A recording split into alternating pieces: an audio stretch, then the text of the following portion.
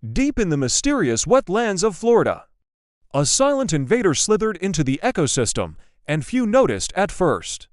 Today, we're uncovering the story of the Florida python invasion, how it began, and why it has become one of the most alarming wildlife crises in the United States. The story doesn't start in the wild, it starts in our homes. Back in the 1980s and 1990s, exotic pets became wildly popular.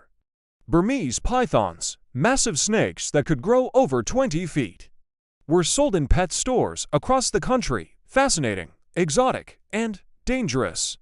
But most pet owners didn't understand what they were bringing into their lives. As the snakes grew too large, too aggressive, many were released into the wild. Often, they were set free in the nearby Florida Everglades. Experts believe that this small act, releasing pets into the wild, planted the first seeds of a massive ecological problem. The Everglades, a vast and complex wetland ecosystem, offered the perfect habitat: warm, humid, teeming with prey. Pythons, originally from Southeast Asia, had no natural predators here. Their population grew, unchecked.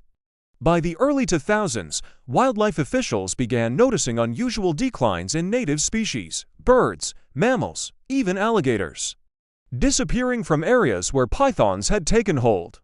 Burmese pythons are ambush predators. They can go months without eating, then strike with incredible speed and power. A single python can consume prey almost as large as itself, from raccoons to deer, drastically altering the food chain.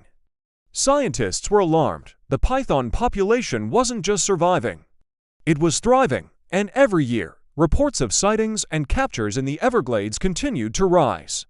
Why did these snakes go from exotic pets to a full-blown invasion? Several factors played a role. Florida's subtropical climate mirrors their native habitat.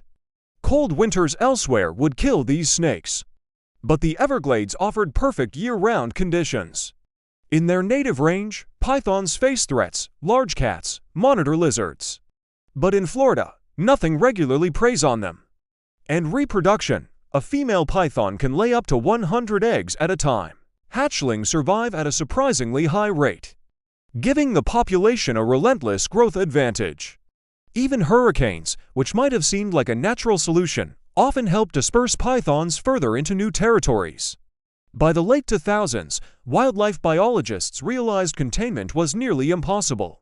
The python population had become established. The Everglades were now ground zero for a serious ecological invasion. The consequences were devastating. Studies found some mammal populations had declined by more than 90% in areas heavily populated by pythons. Birds vanished. Even alligators had to compete with these massive snakes for food. This ecological shift isn't just a local problem. It ripples through tourism, the fishing industry, and the broader biodiversity of the region. Efforts to control the population began. Organized python hunts, trained detection dogs, experimental trapping methods, but for every python removed, another seems to take its place, hiding deep in the swampy waters and dense foliage. The Florida python invasion is a stark reminder of how human actions, even those that seem small, like releasing a pet, can ripple through an ecosystem in ways we never imagined. As scientists continue their battle against these invasive reptiles, the Everglades remain a fragile yet resilient battleground. A place where the line between survival and domination is drawn by scales and fangs. The Florida python invasion, a story still unfolding,